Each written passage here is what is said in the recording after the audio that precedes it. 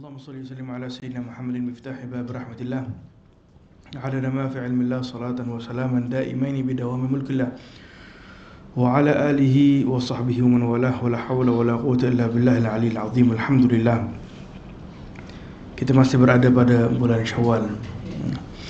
Kalau di Malaysia bulan Syawal masih bulan Hari Raya. Selagi tak habis Syawal, selagi itu masih Raya.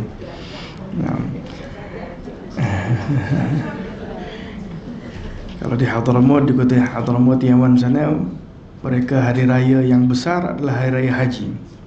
Hari raya Aidilfitri ini adalah hari raya yang kecil.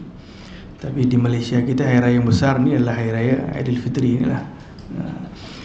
Maka dengan itu alhamdulillah, salah satu perkara yang masya-Allah perkara yang mulia pada bulan ini adalah kebiasaan orang-orang Malaysia suka saling ziarah menziarahi satu sama lain, yang merupakan ajaran baginda Rasulullah sallallahu alaihi wa ala alihi wasallam. Apatah lagi jika mana ziarah itu dilakukan kerana Allah Subhanahu wa taala. Seperti mana dalam hadis baginda Rasulullah sallallahu alaihi wasallam, hadis qudsi, Allah Subhanahu wa taala berfirman, "Wajabat mahabbati." Kelebihan berziarah kerana Allah Subhanahu wa taala adalah Allah akan kurniakan cinta Allah kepadanya. Allah akan mencintainya apabila dia saling ziarah kerana Allah Subhanahu wa taala. Al-mutahabbina fiyya, yang saling mencintai kerana Allah. Wal mutazawirina fiyya, yang saling berziarah kerana Allah. Wal mutajalisina fiyya, yang saling duduk kerana Allah Subhanahu wa taala. Wal mutabadzilina fiyya, dan saling membantu kerana Allah Subhanahu wa taala. Empat perkara ini diberitahu dalam hadis qudsi, kelebihan orang-orang yang akan dikurniakan oleh Allah Subhanahu wa taala cinta daripada Allah Subhanahu wa taala. Dan juga dalam hadis yang lain baginda Rasulullah SAW pernah bersabda menyebutkan tentang seseorang yang keluar jauh daripada rumahnya nak pergi ziarah kepada saudaranya. Dihantar oleh Allah Subhanahu wa taala seorang malaikat yang berbentuk manusia bertanya kepada si fulan yang sedang berjalan jauh nak pergi, "Wahai fulan, engkau nak pergi mana?" "Aku nak pergi ke rumah temanku." "Adakah temanmu ini pernah menolong engkau ke? Adakah engkau terhutang budi kepadanya ke? Ada sesuatu perkara yang pernah dia lakukan sehingga tergerak hatimu untuk nak pergi berziarah kepadanya?" Katanya, "Tidak, kecuali kerana aku ini cinta saudara aku ini kerana Allah Subhanahu wa taala." Maka kata malaikat tersebut, "Ketahuilah aku diutuskan oleh Allah Subhanahu wa taala, dan Allah memberitahu sesungguhnya seperti mana kau cinta saudaramu itu, seperti itulah juga cinta Allah Subhanahu wa taala terhadapmu." Menunjukkan saling menziarahi kerana Allah Subhanahu wa taala mempunyai kedudukan yang sangat besar di sisi Allah. Begitu juga dalam hadis yang lain kata baginda Rasulullah sallallahu alaihi wa ala alihi wasallam, saat ditanya kepada baginda Rasulullah, "Apakah sebaik-baik amal? Sebaik-baik amalan itu apa wahai Rasulullah?" Kata baginda Rasulullah SAW, "An tudkhilus surur 'alal muslim atau 'alal mu'min atau kama qala." Kata baginda Rasulullah SAW, sebaik-baik amalan adalah engkau memasukkan kegembiraan kepada orang yang beriman kepada Allah. Memasuk kegembiraan kepada orang muslim, memasukkan kegembiraan kepada hati mereka adalah merupakan sebaik-baik amalan. Apatah lagi jika kita ingin masukkan kegembiraan kepada orang tua kita, saudara mara kita, jiran kita dan sebagainya, sudah tentu lebih besar fadilatnya di sisi Allah Subhanahu wa taala. Alhamdulillah. Moga-moga insya-Allah bulan yang penuh dengan barakah ini kita juga insya-Allah termasuk daripada orang-orang yang saling menziarahi kerana Allah, saling duduk kerana Allah Subhanahu wa taala insya-Allah. Amin ya rabbal alamin. Alhamdulillah. Suatu ketika Sayyidina Ali bin Abi Talib pernah didatangi oleh seseorang, dan orang tersebut melihat keadaan Sayyidina Ali bin Abi Talib pada waktu hari raya, sedang duduk, dan beliau keadaannya seperti biasa sahaja, tidak begitu bermewahan ataupun tidak begitu makan makanan yang lazat dan sebagainya. Maka kebetulan orang tersebut memanggil Sayyidina Ali, "Wahai Ali, hari ini adalah hari raya," kata dia. Kata Sayyidina Ali bin Abi Talib, "Hari ini bagi aku adalah hari raya. Kemarin ams lana Eid, kemarin pun bagi aku hari raya. Selagi mana hari itu aku tidak melakukan dosa kepada Allah Subhanahu wa taala, aku anggap itu adalah merupakan hari raya bagi aku. Itu kata Sayyidina Ali bin Abi Thalib karramallahu wajhah. Begitulah keadaannya as-salafun as-salihin. Bagi mereka kejayaan di dalam hari itu apabila dia dapat melalui sehari semalam di dalam keadaan dijaga oleh Allah Subhanahu wa taala daripada perkara-perkara yang tidak diridai oleh Allah. Bahkan daripada hikmah kita berpuasa Ramadan adalah untuk terbiah diri kita agar membiasakan diri di dalam taat kepada Allah, di dalam ibadah dan di dalam jauh kepada maasi, daripada perkara-perkara yang tidak diridai oleh Allah Subhanahu wa taala. Dengan itu perkara yang paling penting setelah daripada perginya bulan Ramadan adalah kita perlunya muhasabah diri kita, bagaimana keadaan kita di dalam perkara yang ingin saya ingatkan kepada diri saya dan hadirin dan hadirat, yaitu al-istiqamah. Bagaimanakah keadaan istiqamah kita di jalan yang diridai oleh Allah Subhanahu wa taala? Istiqamah adalah merupakan perkara yang sentiasa diinginkan oleh setiap orang yang saleh. Bahkan para awliya Allah Subhanahu wa taala, para awliya salihin, para wali min awliya Allah, para wali-wali Allah itu mereka mendapat kelebihan apabila mereka istiqamah di jalan Allah Subhanahu wa taala. Tanpa istiqamah maka mereka tidak akan mencapai kedudukan yang tinggi di sisi Allah. Nabi Muhammad sallallahu alaihi wa ala alihi wasallam sendiri menganggap istiqamah ini suatu perkara yang berat, sehingga Nabi sallallahu alaihi wa ala alihi wasallam dahulu tidak pernah tumbuh uban. Lepas itu Nabi SAW tumbuh uban. Maka ada yang bertanya kepada Rasulullah sallallahu alaihi wa ala alihi wasallam, "Ya Rasulullah, tashayyabta, kau dah makin tua, dah tumbuh uban." Kata baginda Rasulullah SAW, yang membuatkan aku tumbuh uban ini adalah Hud wa akhwataha. Kata baginda Rasulullah sallallahu alaihi wa ala alihi wasallam, yang membuatkan aku tua ini adalah merupakan ayat di dalam surah Hud. Maka mereka bertanya, apakah ini maksudkan oleh baginda Rasulullah sallallahu alaihi wasallam? Kata baginda Rasulullah, Allah Subhanahu wa taala berfirman, "Fastaqim kama umirt wa man taba ma'aka." Surah Hud ayat 112. Allah Subhanahu wa taala perintah kepada baginda Rasulullah sallallahu alaihi wasallam dan siapa bersama baginda Rasulullah untuk istiqamah. Untuk istiqamah seperti mana apa yang telah diperintahkan oleh Allah Subhanahu wa taala. Ayat itu apabila turun kepada baginda Rasulullah berat sekali. Karena istiqamah ini bukan berat sahaja kepada baginda Rasulullah, tetapi yang dipikirkan juga bagaimana umat akan istiqamah dalam jalan yang diridai oleh Allah Subhanahu wa taala. Maka dengan itu al-istiqamah adalah merupakan suatu kelebihan dan kemuliaan bagi orang yang beriman. Banyak di dalam ayat Al-Quranul Karim Allah memberitahu tentang kelebihan istiqamah. Dalam firman Allah Subhanahu wa taala surah Jin, Allah Subhanahu wa taala memberitahu, "Wa law istaqamu 'ala at-tariqati la asqainahum ma'an ghadaqa." Bagi orang yang istiqamah, bagi manusia yang istiqamah di jalan Allah Subhanahu wa taala, kami la asqainahum ma'an ghadaqa, kami akan mengurniakan kepadanya air yang banyak. Air yang banyak. Kata para ulama, maksud daripada istiqamah di jalan yang diridai oleh Allah, jalan iman, jalan taqwa, jalan amalan yang saleh, dia istiqamah di jalan tersebut, baik di kalangan manusia ataupun kalangan jin. Allah Subhanahu wa taala akan kurniakan ma'an ghadaqa, air yang berlimpah, air yang banyak. Air di sini adalah maksudnya rezeki. Rezeki yang akan dikurniakan oleh Allah Subhanahu wa taala bagi mereka yang istiqamah.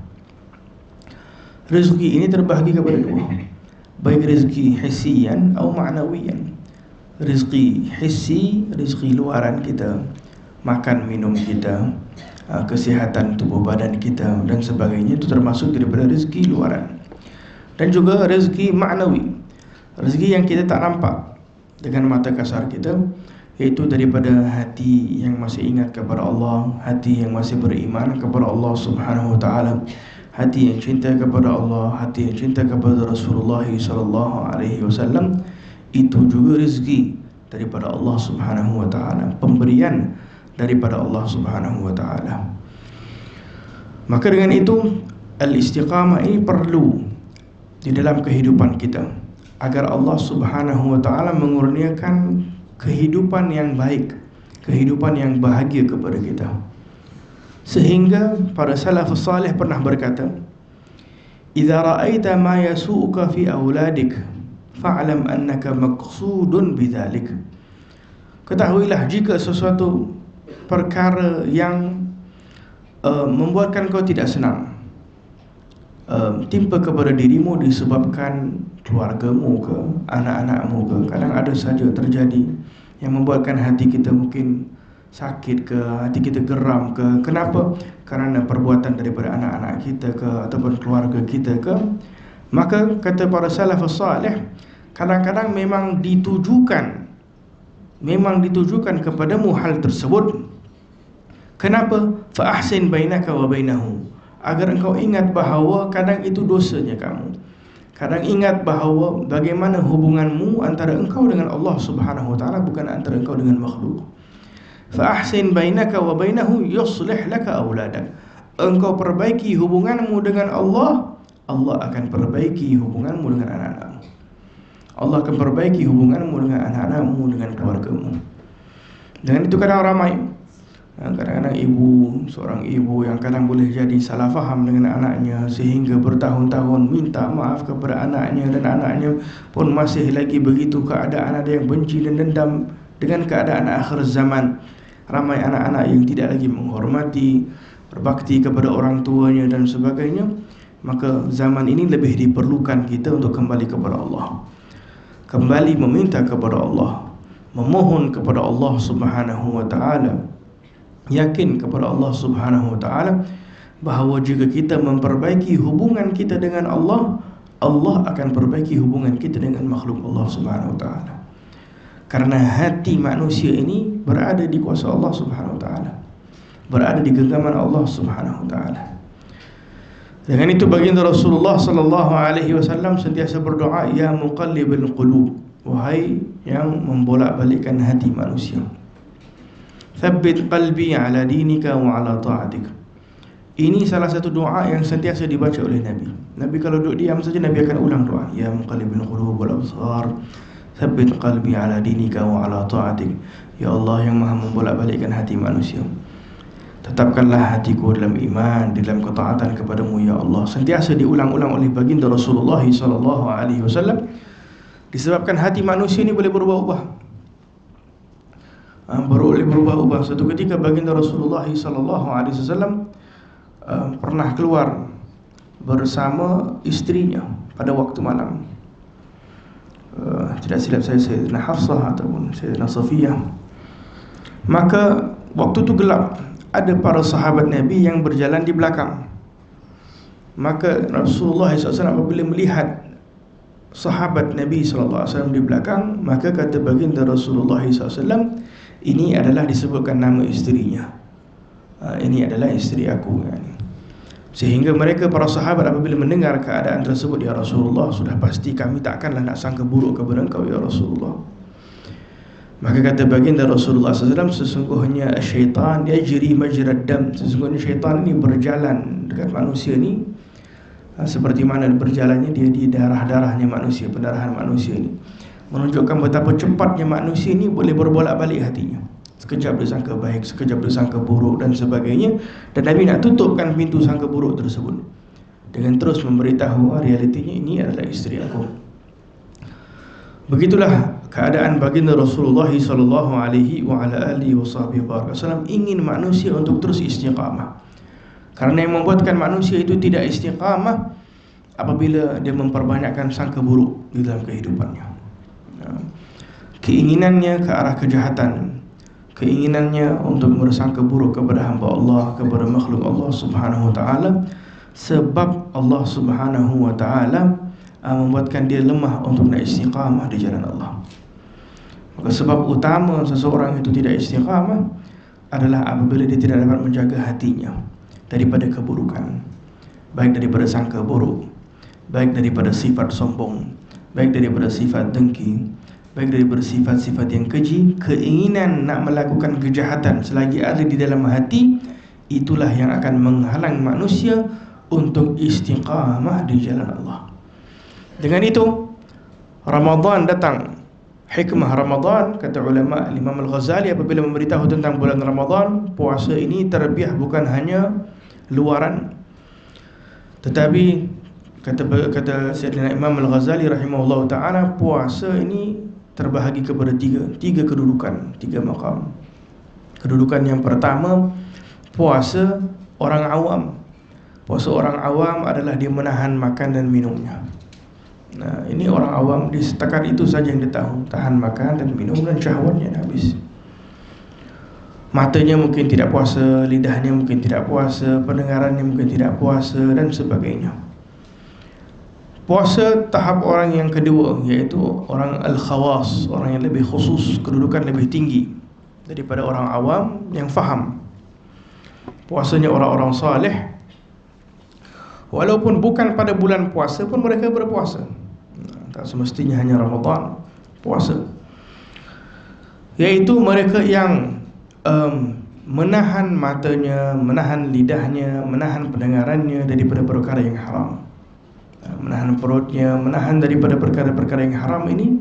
Selagi mana dia menahan dirinya, matanya, jasadnya daripada melakukan perkara yang haram, dia sedang berpuasa. Bahkan kalau ada seseorang berpuasa hari Isnin dan Khamis, tapi Isnin Masya Allah dia mengutuk sana, mengutuk sini, lidahnya berkata sana, berkata sini, maka penat. Dia berpuasa, menahan, karena tujuan berpuasa adalah untuk agar kita semakin bertakwa kepada Allah Subhanahu Wa Taala.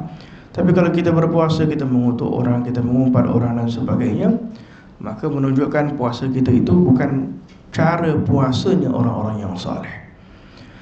Puasanya orang-orang saleh kerana dah kurang makan, dah kurang minum, badan pun dah lemah, bagi mereka lebih sukar lagi nak bercakap benda yang maksiat. Tapi subhanallah, kadang kita bila tak ada makan, tak ada minum, lagi banyak pula kita bercakap benda-benda yang tak bermanfaat dan sebagainya. Subhanallah. Maka dengan itu boleh jadi mungkin kita kat Malaysia sini puasa, kita subhanallah mungkin sahurnya kita dah makan dah banyak, jadi dah, energi itu dah banyak sudah ada.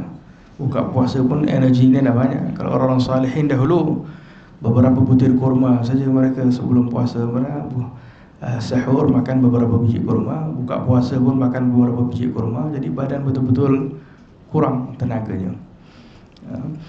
Maka dengan itu kata Imam Al-Ghazali rahimahullahu ta'ala, ada orang yang boleh jadi dia makan seperti biasa, minum seperti biasa, tetapi dia keadaannya berpuasa, setiap hari puasa. Kenapa? Karena matanya masih menahan daripada perkara yang haram, lidahnya, jasadnya dan sebagainya. Ada yang lebih tinggi daripada kedudukan yang kedua ini, yaitu kedudukan khawasul khawas, kedudukan orang-orang yang sangat khusus di sisi Allah. Ini kedudukan para awliya Allah, para wali-wali Allah Subhanahu Wa Taala, yaitu mereka puasanya menahan mata, menahan lidah, menahan daripada perbuatan maksiat. Dalam masa yang sama mereka juga menahan hati mereka selain Allah. Mereka hanya fokus hati untuk istiqamah, cinta kepada Allah, cinta kepada Rasulullah sallallahu alaihi wasallam. Kehidupan mereka hanya ingin mencari keridaan Allah dan keridaan Rasulullah, bukan nak berharap kepada manusia wala makhluk wala apa, tidak. Kehidupannya hanya totally ingin berharap kepada Allah, harap kepada baginda Rasulullah SAW, inginkan keridaan Allah dan inginkan keridaan baginda Rasulullah sallallahu alaihi wasallam. Dan ini perkara yang sukar. Hati untuk terus istiqamah, cinta kepada Allah, cinta kepada baginda Rasulullah SAW perlukan mujahadah, perlukan bermujahadah. Dan itulah tujuan juga adanya bulan Ramadan, supaya 30 hari kita biasakan diri kita taat, baca Al-Quran dan sebagainya, sehingga keluar daripada bulan Ramadan kita masih boleh sedikit sebanyak istiqamah. istiqamah Al-Quran dan sebagainya, sehingga amalan-amalan saleh ini menjadi pintu untuk membuatkan hati kita ini ada jalan nak menuju kepada Allah Subhanahu Wa Taala. Orang yang ingin jalan menuju kepada Allah Subhanahu Wa Taala, sehari semalamnya perlu ada program. Kita kalau nak buat apa-apa dalam kehidupan, sehari semalam itulah yang akan menjadi bukti ke arah mana kita nak pergi. Kalau kita nak berniaga, kita nak bekerja ke, sehari semalam kita tu apa yang kita lakukan. Kalau kita tidur, saya kita tidak akan dapat apa-apa. Tak akan bisnes pun tak akan berjaya, pekerjaan pun tak dapat dilakukan. Begitu juga ibadah. Sehari semalam kita perlu lihat bagaimana istiqamah kita. Kita ingin agar hati kita cinta kepada Allah, cinta kepada Rasulullah SAW. Adakah sehari semalam kita hidupkan sunnah baginda Rasulullah SAW? Walaupun satu sunnah kita hidupkan dalam sehari semalam ataupun tidak. Kita checklist kita. Sehari semalam kita tambah satu sunnah, besok tambah satu sunnah lagi, lusa tambah satu sunnah lagi. Dah menjadi jalan untuk kita menuju kepada cinta Rasulullah SAW. Salat kita cuba salat awal waktu, ada waktu kita berzikir, ada waktu kita bacaan Al-Quranul Karim. Jadikan itu semua niat untuk sebab mendekatkan diri kita mencintai Allah Subhanahu Wa Taala. Maka dengan itu guru kami Al-Habib Umar bin Hafidh, beliau pernah berkata, titian sirat nanti, seseorang akan berjalan di atas titian sirat nanti, kelajuannya bergantung kepada istiqamahnya di dunia dahulu. Bergantung kepada istiqamahnya di dunia dahulu. Dan kelajuannya juga bergantung kepada betapa cepatnya hati kita menghindar daripada bisikan yang tidak baik di dalam hati. Bila ada saja terlintas sangka buruk dalam hati kita, kita cepat-cepat tidak mahu mendengar sangka buruk. Kita lawan sangka buruk tersebut. Begitulah cepatnya kita akan berjalan di atas sirat nanti. Tapi kalau kita layan sangka buruk ni, tak habis. Kadang-kadang kita dah berjumpa pula dengan geng dan teman kita, bercakap tentang si fulan, kau dah dengar dah tentang anak situ. Dia pun buka topik ni, kawan yang buka topik ni tak habis. Jadi cepat-cepat tutup pintu itu. Semakin laju kita tutup pintu itu, semakin lajulah kita akan jalan di atas sirat.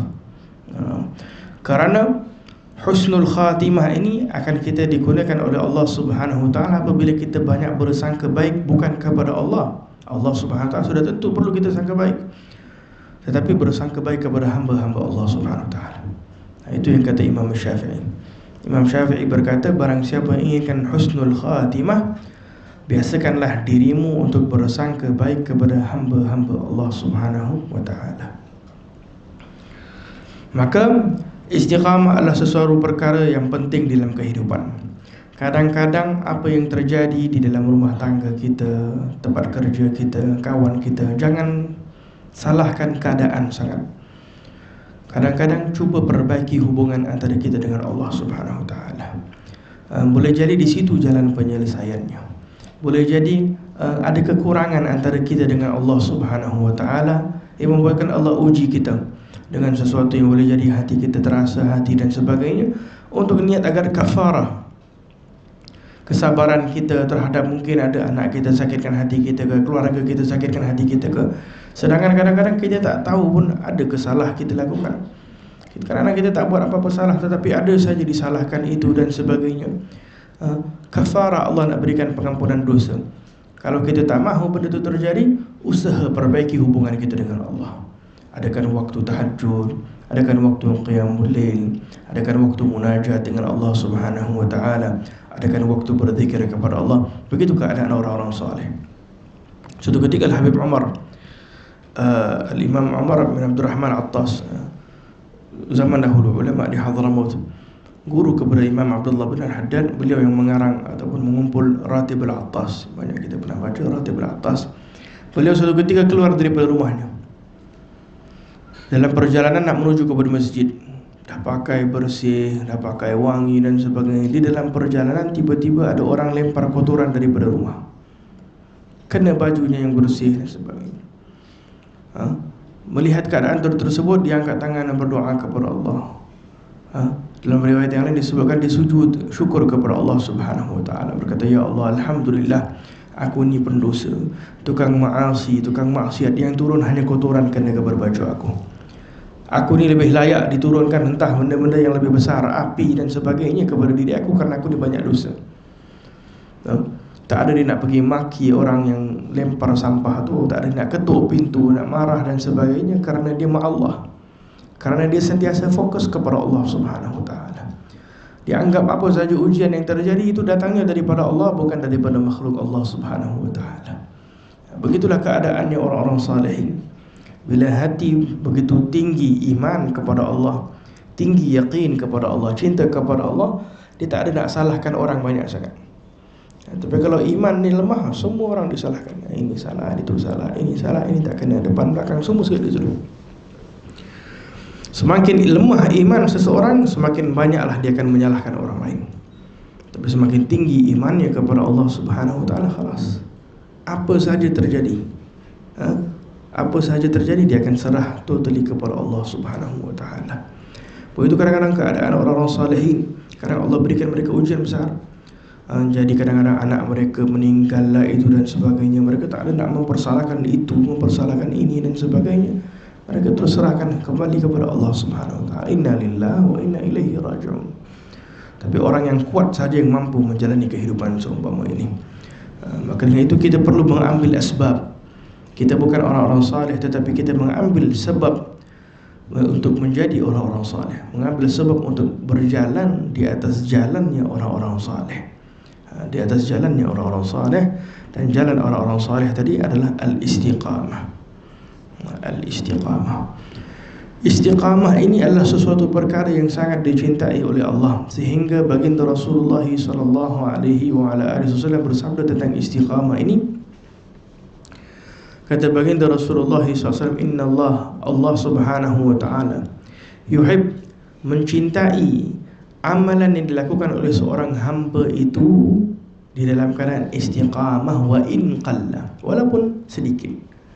Amalan dia sedikit, boleh jadi dia ada wirid sehari semalamnya.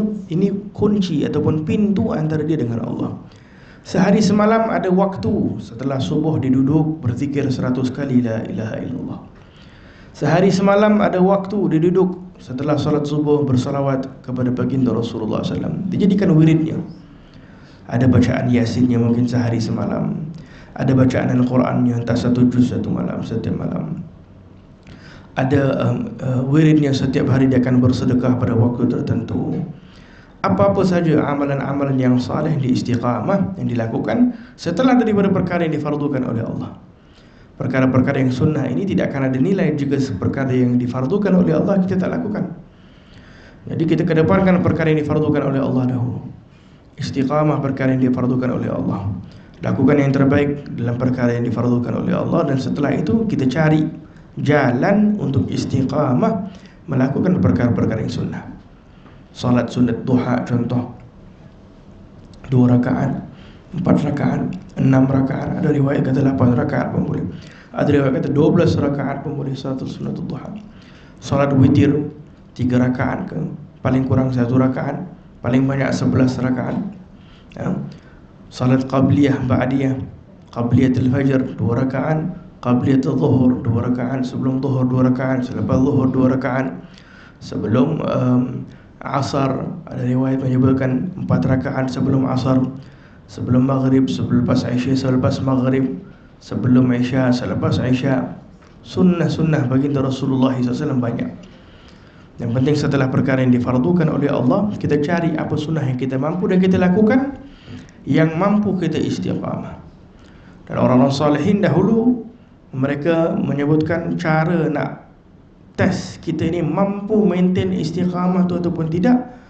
Tes, uji dia selama 40 hari. Itu cara dia.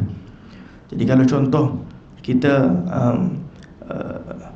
solat sunat al-fajr ataupun salat qabliyah dan juga ba'diyah ke, salat zuhur qabliyah ba'diyahnya, kita start dengan qabliyah dahulu 40 hari, boleh istiqamah tambah ba'diyah, qabliyah dan ba'diyah. Kalau nampak qabliyah pun tak lepas lagi, buatlah benda-benda yang lain lah, fardu, perkara yang fardu dulu mungkin perbaiki dahulu. Zikrullah, kata orang salihin, buat 100 kali. 40 hari tak boleh nak istiqamah. 30 hari rasa dah letih, mungkin tak cukup, tak cukup kuat lagi, kurangkan sedikit, 50 kali satu hari. Dah boleh istiqamah selama 40 hari, rasa tenaga, rasa cergas. Setelah 40 hari tambahkan sedikit. Begitu selalu orang-orang salihin mereka lakukan begitu. Dengan itu kadang-kadang kita melihat macam mana Imam Syafi'i, Masya Allah, bacaan Al-Qurannya bulan Ramadan khatam 2 kali satu hari semalam. 30 hari Ramadan 60 kali khatam Al-Quran. Mereka tak terus lakukan begitu, tapi dengan sedikit demi sedikit mereka aturkan. Ini keadaan yang orang salihin diajarkan macam ni, 40 hari kalau boleh lakukan sesuatu itu 40 hari. Dengan itu keadaannya orang-orang salihin ini adalah sentiasa istiqamah, wa in qalla, walaupun sedikit, tetapi paling penting adalah istiqamah. Salatul duha istiqamah, salatul witir istiqamah dan sebagainya. Orang yang melakukan sesuatu amalan itu dengan istiqamah akan mengalir cahaya amalan saleh itu kepada hati, membuatkan hati itu jadi kuat. Itu guru kami pernah berkata, istiqamah ini walaupun benih kecil, tapi kalau kita istiqamah terus menerus, ini seperti air yang menitis di atas batu. Di atas batu, lama kelamaan batu tu boleh berlubang, karena istiqamah di tempat yang satu. Tapi kalau kita buat hari ini, Masya Allah, kita dengar satu kuliah, Masya Allah, kelebihan tahajud, qiyamul lail, sunnah qabliyah, ba'diyah, semua sekali kita dapat. Khalas, besok aku nak buat semua sekali. Padahal dia tak biasa buat lagi, dia nak buat semua sekali. Ini berumpama seperti orang tu ambil batu, dilempar di air. Dia ambil air banyak, dia letak terus satu batu, satu baldi dituang atas batu semua, tak jadi apa-apa batu. Batu tu macam tu saja. Tapi istiqamah ni dia titis, setitik demi setitik demi setitik atas batu. Dalam masa tak berapa bulan kita tengok dah ada berlubang dah batu tu. Itulah kelebihan wirid-wirid, wirid, zikir. Guru kami Habib Umar ada kumpulkan Khulasatul Madad.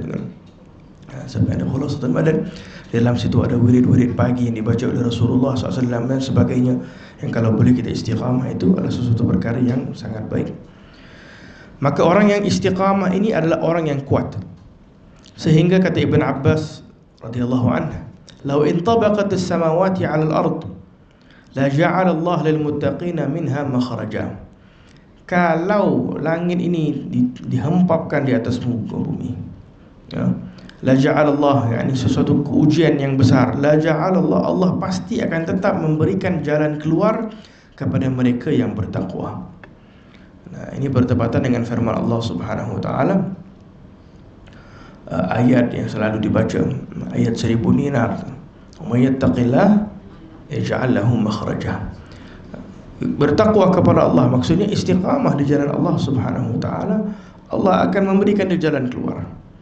Wa yarzuquhu min haitsu la yahtasib, Allah berikan dia rezeki tanpa disangka-sangka. Allah berikan dia jalan keluar, Allah berikan dia rezeki, semuanya berkat dia bertakwa, istiqamah di jalan Allah Subhanahu wa taala. Ya ayyuhalladzina amanu la tulhikum amwalukum wala auladukum an dzikrillah wa may yaf'al dzalika fa ulaika humul khasirun. Istiqamah ini tidak bermaksud kita meninggalkan harta, meninggalkan cari harta, meninggalkan anak bina kita, fokus ibadah sahaja, tidak.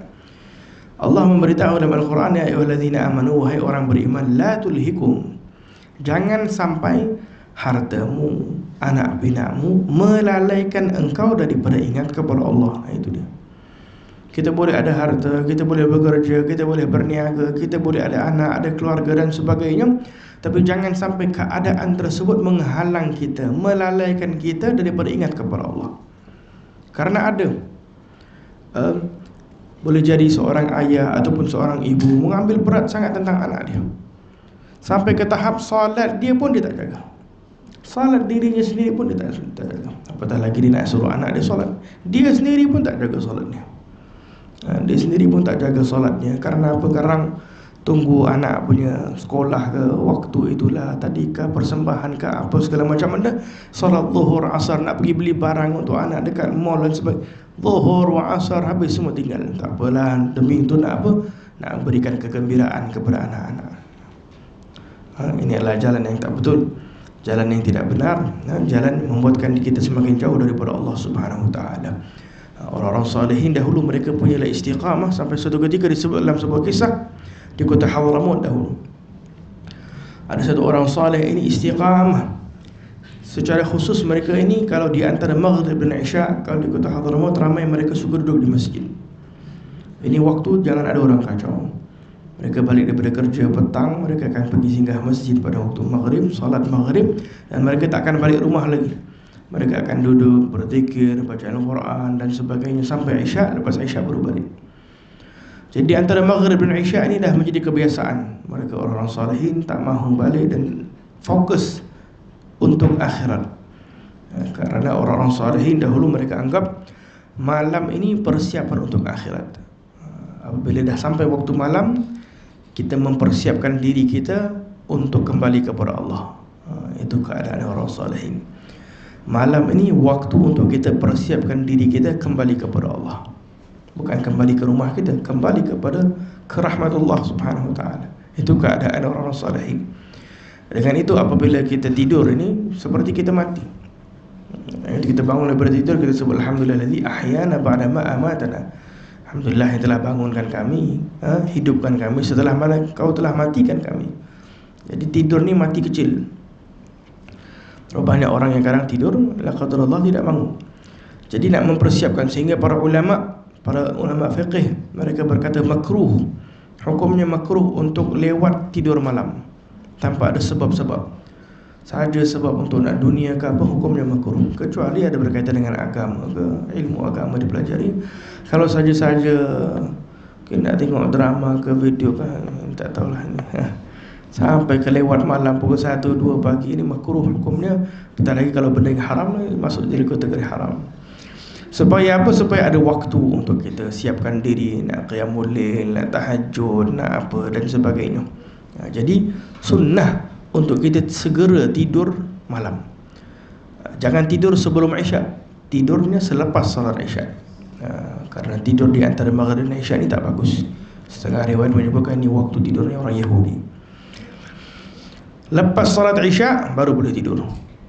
Lepas salat Isya, lepas waktu Isya tidur. Dan tidur awal waktu ini hatta di dalam kajian pun ada research. Di Amerika ke mana entah ada buat research bahawa sepertiga dibahagikan malam ni kepada 3 bahagian.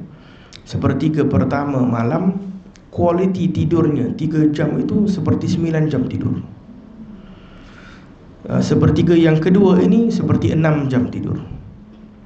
Sepertiga yang terakhir kalau kita tidur seperti 3 jam tidur. Semakin singkat. Jadi kadang-kadang kita tengok kenapa orang-orang salihin dahulu kalau tidur awal mereka boleh tahajud Masya Allah berjam-jam. Itu rahsianya. Mereka baru jumpa ni research baru-baru. Karena kalau orang biasa kan tidur pada awal waktu, mereka masuk ke dalam state dipanggil deep sleep. Dia masuk dalam tidur yang betul-betul nyenyak masuk. Kalau dah akhir-akhir ni dia tak masuk deep sleep. Dia tidur dia tak begitu masuk dalam, masih terganggu sehingga tak cukup rehatnya jasad kita itu. Dengan itu subhanallah, adalah merupakan kebiasaannya baginda Rasulullah SAW juga, para sahabat Nabi dan sebagainya, mereka tidur di awal malam. Sehingga ada setengah daripada mereka melambatkan Isya. Jadi dah habis azan Isya, dah masuk, mereka kadang terus tidur. Dan Isya mereka tunda solatnya dia lewat-lewat malam. Bangun tahajud punya waktu pukul 2, pukul 3 bangun, nanti baru solat Isya. Lepas tu solat dengan tahajudnya dan sebagainya. Tapi kalau kita tak biasa, sebaiknya kita solat Isya dulu. Takut terbabas sekali dengan Isya sekali nanti kan, sampai ke subuh. Allah, jangan subuh sekali pun kita terbabas sudahlah. Jadi begitulah keadaan orang-orang salihin dahulu. Mereka kadang tundakan. Begitu juga kadang solat sunat. Ada setengah para sahabat mereka solat sunat witir 11 rakaat langsung disolat semua pada waktu akhir lail. Jadi lepas Isya mereka tidur, mereka niat solat witir itu 11 rakaat di akhir lail. Ada setengah mereka solat 3 rakaat dahulu witir. Dan bakinya 8 rakaat lagi dihabiskan pada waktu tahajud. Nah, ini solat-solat sunnah. Solat-solat sunnah yang dibiasakan orang-orang salihin. Nah, kita kalau boleh solat sunnah, solat fardu dahululah kita ambil berat sebelum solat sunnah lah. Maka dengan itu keadaannya orang-orang salihin dahulu, maka disebut dalam sebuah kisah tadi di antara maghrib dan isya. Jadi ada satu orang ni, orang saleh ini, dia berkata kepada anak dia, "Wahai anakku, kalau di antara maghrib dan isya ni kau jangan cakap dengan aku bab dunia. Jangan pernah ingatkan aku, jangan pernah kata pasal dunia. Aku nak fokus akhirat. Sampai aku tidur malam setiap hari macam tu. Bermula maghrib saja, tutup terus pintu bab dunia. Jangan nak discuss bab bisnes ke, nak apa ke, khalas. Ini biar aku dengan Allah. Sebelum itu, waktu petang ke, nak discuss bab bisnes ke, waktu pagi ke, tak apa. Bila masuk saja waktu maghrib, tutup pintu dia. Jangan." Kebetulan anak dia tak sedar, pergi masuk ke dalam masjid, panggil ayahnya dan berkata, "Wahai ayah, ni ada bisnes itu tak benar, ini ada benda masalah bisnes lah, segala macam benda." Ayahnya pun marah, sehingga dia berkata, "Bukankah aku dah bagi tahu kepada engkau, jangan pernah cakap kepada aku bab dunia?" Maka begitu marahnya ayah tersebut, ayahnya berkata, "Kerana engkau dah melakukan perkara yang aku tak suka, maka denda kepada engkau, aku tak mau jumpa engkau selama setahun." Dia tak mau jumpa anak ni selama setahun. Kata, "Kau pergilah mana kau nak pergi, aku tak mau jumpa kau selama setahun." Nak tunjukkan di sini juga bukan maknanya ayah ini ayah yang tidak ada rahmah atau, tetapi tarbiyah mereka itu begitu besar. Tegas di dalam tarbiyah mereka itu supaya betul-betul anggap benda ini penting, anggap benda ini besar. Kalau kita mungkin Allah apalah sangat, tetapi karena bagi mereka ini kehidupan akhirat ini penting, bainal maghrib wal isya ini waktu yang sangat penting dan sebagainya, sehingga dia tak mahu ada sesiapa pun keadaan yang mengganggunya. Dan maghrib, di antara maghrib dan isya ini ada kelebihannya sendiri. Sehingga dahulu pernah ditanya kepada seorang guru, orang alim, anak murid dia ini suka berpuasa, dan kalau dia berpuasa, nanti dia akan terganggu waktu di antara maghrib dan isya, sehingga dia akan nak siapkan nak makan, nak buka puasa dan sebagainya. Jadi waktu di antara maghrib dan isya ni tinggal sedikit. Jadi dia bertanya kepada gurunya, mana lebih afdal? Untuk aku tidak puasa tetapi aku makmurkan di antara waktu maghrib dan isya ini, ataupun aku berpuasa tetapi waktu maghrib dan isya ini tinggal sedikit saja untuk aku. Kadang-kadang sempat, kadang-kadang tak sempat. Maka kata gurunya, lebih baik kau fokus kepada memakmurkan waktu di antara maghrib dan isya. Ini lebih afdal daripada kau berpuasa sehingga membuatkan kau terjejas waktu di antara maghrib dan isya. Sehingga ramai orang salihin berkata, kalau orang tu nak bangun tahajud qiyamul lail, kalau dia berat nak bangun tahajud qiyamul lail, lihat di antara waktu maghrib dan isya dia buat apa. Kalau waktu itu di istiqamah benda yang baik, maka mudahlah dia nak bangun waktu tahajud. Kalau di antara maghrib dan isya dia nak buat benda-benda yang lalai, tak bangun-bangunlah tahajud. Di antara maghrib dan isya macam-macam, ada drama, ada TV, ada movie, ada, maka dia mimpi lah, benda-benda semua masuk dalam mimpi lah. Jadi tak bangun-bangun dia daripada tahajud wala qiyamul lail, dia bangun saja tidur, dia dah mimpi macam-macam mimpi dia. Semalam mimpi ni, movie ni, Masya Allah, Korea, Jepun, semua sekali masuk. Maka di antara maghrib dan isya ni mempunyai kelebihan, sehingga kata Nabi SAW dalam sebuah hadis, barang siapa yang solat 6 rakaat di antara maghrib dan isya, pahalanya seperti 12 tahun beribadah kepada Allah. Ya, salat awabin. Salat awabin. Tak dengar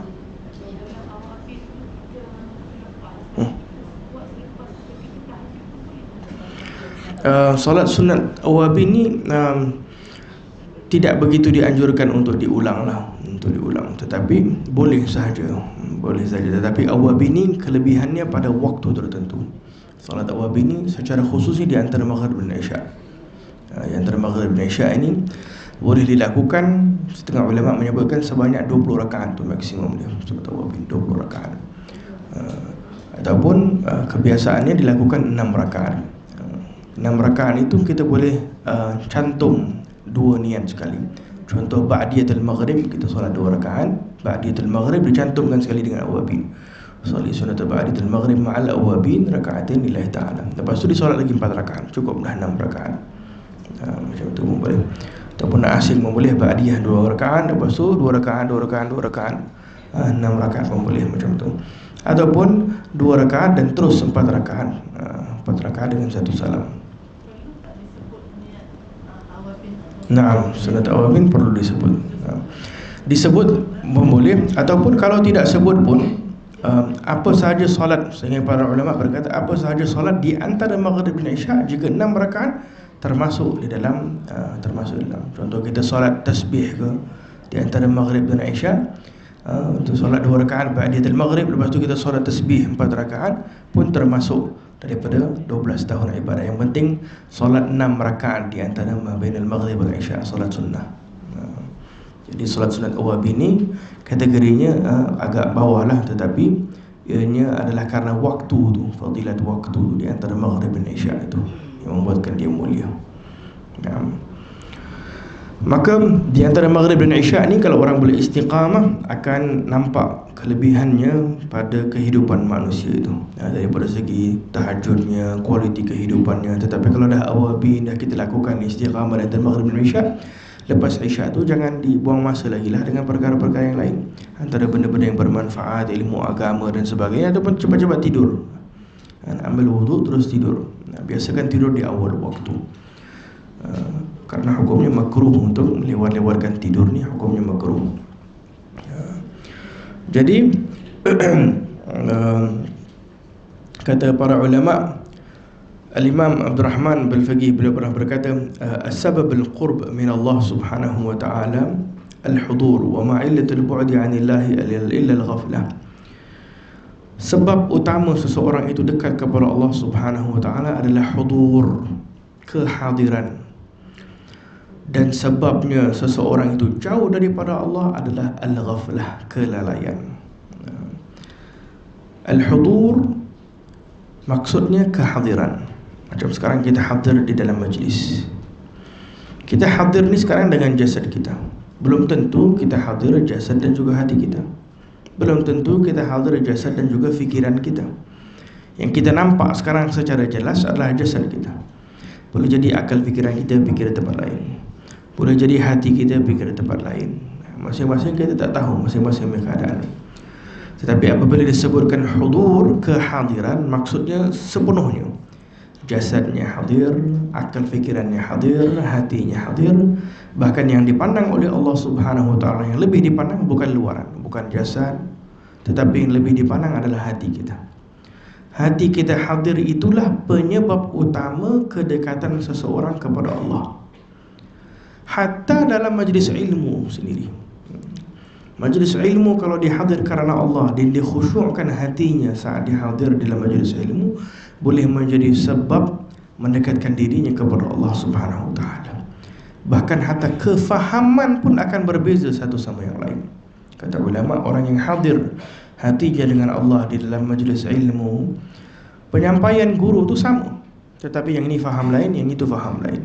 Yang ini seolah-olah faham bahawa Allah sedang mengingatkan dia sesuatu, mengingatkan dia untuk perbaiki dirinya, mengingatkan dia mungkin ada jawab soalan yang pernah tertanya dalam hatinya tiba-tiba terjawab dan sebagainya. Ada setengah orang yang boleh jadi hatinya tak hadir, dia pun tak sekejap khayal, sekejap itu, maka dia akan dapat pahala hadir majlis ilmu, keberkatan dia dapat. Tetapi kehadiran itu, kedekatan kepada Allah boleh jadi tak dapat. Boleh jadi tak dapat kedekatan kepada Allah subhanahu wa ta'ala. Sebab jauh daripada Allah subhanahu wa ta'ala adalah kelalaian. Dengan itu berkata Al-Imam Abdullah bin Ali Al-Haddad, kelebihan istiqamah ini semua asas nak menuju kepada Allah, jalan nak menuju kepada Allah, dan agar diangkat hijab oleh Allah. Ini yang tujuan utama tadi. Kalau seseorang nak istiqamah, tujuannya agar imannya itu bertambah, agar cahaya imannya itu semakin bertambah, keyakinannya semakin bertambah, tawakalnya semakin bertambah, sifat-sifat mahmudah di dalam hatinya itu bertambah. Itu tujuan utama adanya kelebihan kalau seseorang itu istiqamah. Itu kelebihan yang kita nak.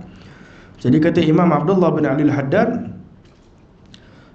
asas nak buka hijab ini, buka hijab hati ini ada dua.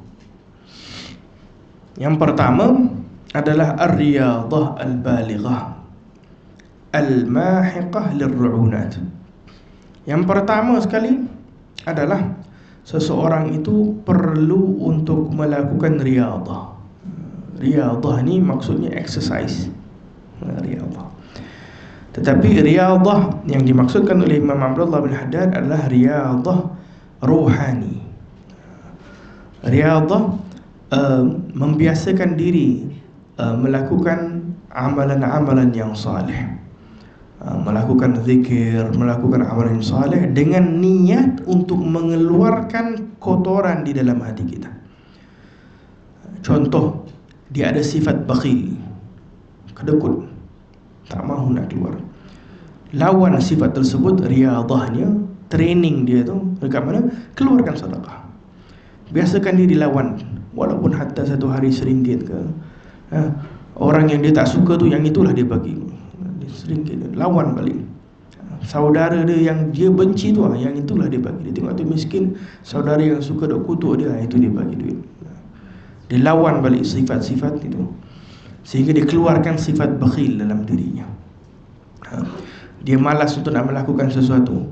Contoh, dia malas untuk, dia suka biasakan dirinya salatnya dia lambat-lambatkan. Caranya, riyadahnya dia tu, dia membiasakan diri untuk salat di awal waktu. Dia malas berzikir, dia lawan untuk berzikir kepada Allah. Dia malas itu, dilawan dan sebagainya. Dia riyadah sentiasa, exercise jasad, dan ni exercise ruh kita.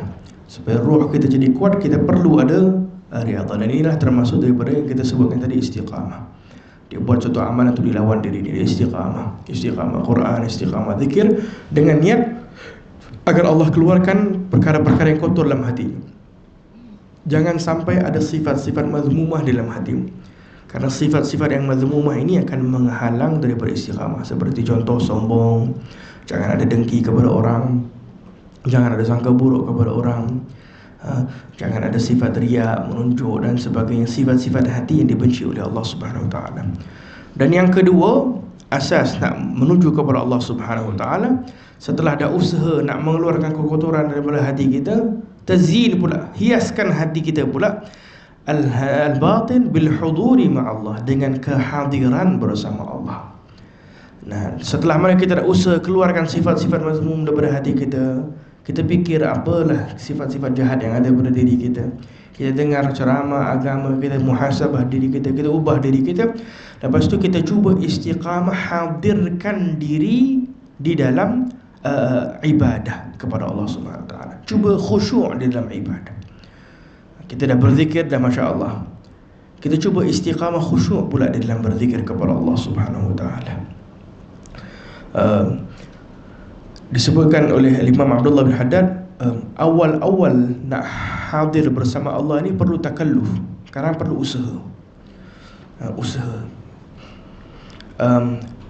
Apabila dah mula hadir hati dengan Allah Subhanahu Wa Taala, nanti dia akan mula berat pula nak hadir dengan manusia. Dia macam tu. Mula-mula kita nak hadir dengan Allah ni berat, kita susah. Usaha istiqamah hadir dalam solat kita, cuba khusyuk dalam solat kita, cuba khusyuk dalam zikir kita. Lama-lama dah terbiasa, 24 jam kita berzikir, kita istiqamah dan sebagainya. Nak hadir bersama manusia pula perlu takalluf pula, perlu usaha pula. Dahulu, jadi diberikan contoh sini seperti Imam Abdullah bin Haddad. Beliau pernah berkata, suatu ketika beliau nak pergi ke masjid, nak pergi solat. Beliau berkata kepada anak-anak murid dia, kalau aku nak pergi ke masjid, nak pergi sembahyang ni, jangan ada orang bercakap dengan aku, karena aku ni pergi dengan sepenuh hati, sepenuh jiwa, dah tak boleh nak fokus apa benda lagi dah lain.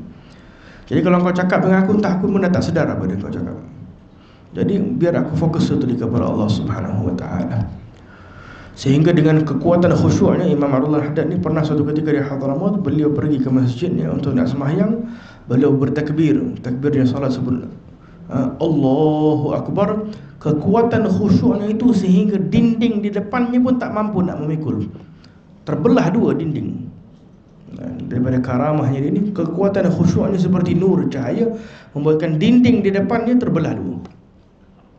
Ini terjadi pada zaman beliau, karena kekuatan khusyuk yang ada. Kerana khusyuk adalah nur, kehadiran hati bersama Allah Subhanahu wa taala adalah nur.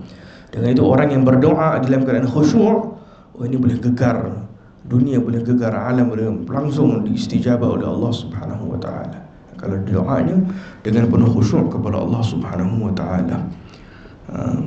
Dengan itu kata Imam Al-Haddad, kalau dah biasakan diri hadir dengan Allah, nanti lama-lama nak hadir dengan manusia pun susah. Itu dah tanda dia dah masuk dalam kehadiran bersama Allah Subhanahu wa taala. Tapi jangan dia buat-buat. Ini secara natural hatinya dah mula cinta kepada Allah Azza, sehingga dia rasa macam tak mahu nak buang masa bercakap-percakapan kosong, percakapan yang tak bermanfaat. Ini tak mahu. Pasal dia dah rasa sedap istiqamah kepada Allah, banyak bercakap percakapan yang tak bermanfaat ini membuatkan hati dia rasa tak tenang. Bercakap benda yang bermanfaat tak apa, tetapi kalau dah mula bercakap benda-benda yang tak ada manfaat dan sebagainya, hati ini akan lama-kelamaan boleh jadi keras. Itu dalam sebuah riwayat hadis, baginda Rasulullah SAW berkata, la tuksirul kalam bi dzikrillah bi ghairi dzikrillah. Jangan banyak bercakap percakapan yang tidak adanya zikrullah.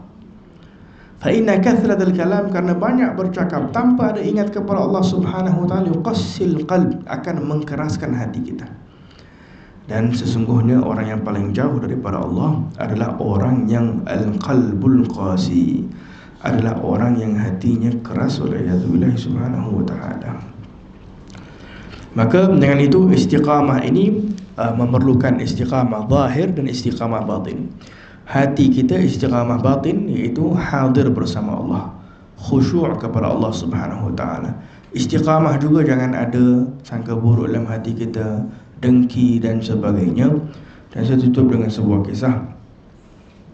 Disebutkan kalau dah keadaannya orang-orang salihin, Imam Al-Junaid disebutkan Imam Al-Junaid ini seorang ulama, Imam Al-Taifah dipanggil, ulama besar daripada ahli tasawuf. Beliau ni suatu ketika ra'a al-faqiran yas'al an-nas. Dia terlihat adanya orang fakir, orang fuqara fakir sedang meminta-minta kepada manusia. Jadi terlintas di dalam hatinya, ini orang miskin ni nampak masih muda, pergi kerja lagi bagus lah, daripada duk meminta-minta dekat orang sini sana dan sebagainya. Maka pada waktu malam dia nak bangun qiyamul lail seperti biasa, maka dia dapati dia tak boleh nak bangun qiyamul lail seperti mana kebiasaan dia. Karena selalu dia dah bangun qiyamul lail ni, dia rasa segar, dia rasa halawah, kemanisan dalam ibadah, kemanisan dalam bermunajat kepada Allah, tak ada rasa lagi dah. Dia pun pelik. Kenapa? Dia cuba ambil wuduk lagi, dia cuba nak solat lagi, dia rasa tak ada rasa feeling yang dia rasa setiap hari dalam beribadah. Sehingga di dalam keadaan dia solat setelah itu, dia pun ghalabat ainah, terlelap seketika dia dalam mimpinya itu. Dia melihat orang fakir yang dijumpa, yang dilihat dalam mimpinya. Yaji bihi mamdudan ala khawan faqillahu kullahmu.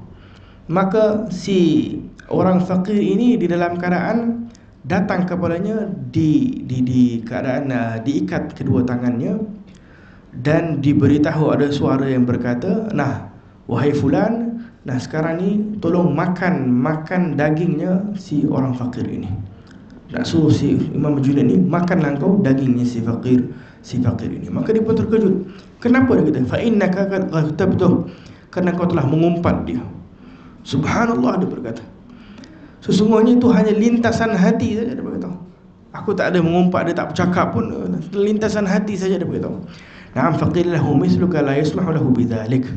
Dalam kitab Risalah Al-Qufairiyah, terkenal dalam kitab tasawuf, beliau berkata, na'am, dalam suara dalam mimpi itu berkata, tetapi bagi engkau, kerana dia ni adalah orang yang saleh, Imam Junaid ni, bagi tahap kedudukan engkau ini dah tak layak untuk diri kau untuk nak melakukan itu.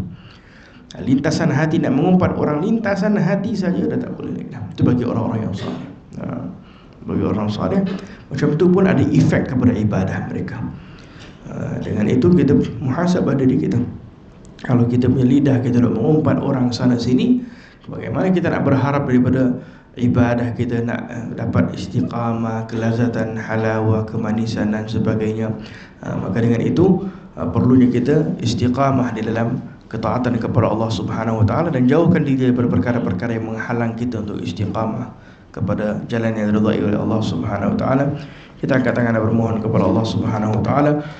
Moga-moga peringatan ini insya-Allah menjadi asbab manfaat kepada kita, insya-Allah menjadikan kita ini semakin istiqamah di jalan Allah Subhanahu wa taala, membuatkan kita insya-Allah ingin untuk mendekatkan diri kepada Allah, ingin untuk mendekatkan diri kita kepada Rasulullah sallallahu alaihi wasallam, digunakan hati kita, hati yang sentiasa rindu kepada Allah, rindu kepada baginda Rasulullah, inginkan keridhaan Allah, inginkan keridhaan Rasulullah sallallahu alaihi wasallam, برحمتك يا أرحم الراحمين. اللهم اجعل جمعنا هذا جمعا مرحوما وتفرقنا به تفرقا معصوما ولا تجعل أحدا منا شقيا ولا محروما ولا مطرودا برحمتك يا أرحم الراحمين. اللهم إنا نسألك الهدى والتقى والعفاف والغنى يا أرحم الراحمين. Wahai Tuhan kami, ampunilah segala dosa kami ya Allah, dosa kami dan kedua bapa kami ya Allah, dosa hadirin hadirat yang hadir pada waktu ini ya Allah. Ya Allah, gunakanlah kepada kami istiqamah ya Allah, gunakanlah kepada kami hidayah ya Allah, jadikanlah hati kami ya Allah, wahai yang membolak-balikkan hati kami ya Allah, tetapkanlah hati kami dalam iman, jadikanlah hati kami ya Allah hati yang sentiasa bertakwa kepadamu ya Allah, hati yang yakin kepadamu ya Allah, hati yang tawakal kepadamu ya Arhamar Rahimin, hati yang cinta kepadamu ya Allah. Janganlah kau jadikan hati kami ya Allah hati orang-orang munafik ya Arhamar Rahimin. Janganlah kau keluarkan iman daripada hati kami ya Allah, janganlah kau keluarkan iman daripada hati kami ya Allah, janganlah kau mengubahkan keadaan hati kami ya Arhamar Rahimin. Jadikanlah kami orang-orang yang sentiasa dicintai oleh-Mu ya Arhamar Rahimin. Kurniakanlah kepada kami ya Allah rahmah, maghfirah, rahmah, maghfirah, inayah, riayah minka ya Arhamar Rahimin. Ya Allah, kami mohon kepada-Mu ya Allah, kurniakanlah kepada kami kekuatan iman ya Allah, agar kami dapat istiqamah dalam jalan yang diridhai oleh-Mu ya Arhamar Rahimin. Jauhkan kami daripada maasi, daripada maksiat zahiran wa batinan ya Arhamar Rahimin.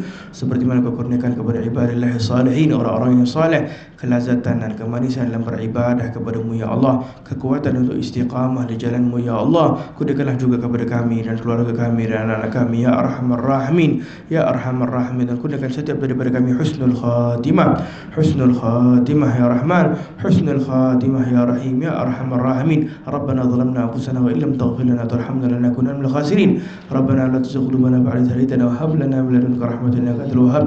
Rabbana atina fid dunya hasanah wa fil akhirati hasanah wa qina adzabannar.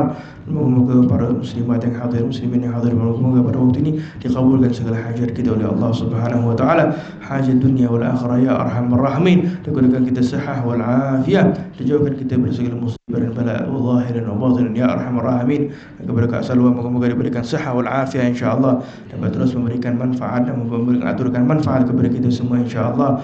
Wassallallahu ala sayyidina Muhammad wa ala alihi wasallam. Alhamdulillahirabbil alamin. Bisirril Fatihah. أعوذ بالله من الشيطان الرجيم. بسم الله الرحمن الرحيم. الحمد لله رب العالمين الرحمن الرحيم. آمين آمين آمين يا رب العالمين. ربنا تقبل منا إنك أنت السميع العليم وتب علينا يا مولانا إنك أنت التواب الرحيم. صلى الله على سيدنا محمد وعلى الحمد لله رب العالمين.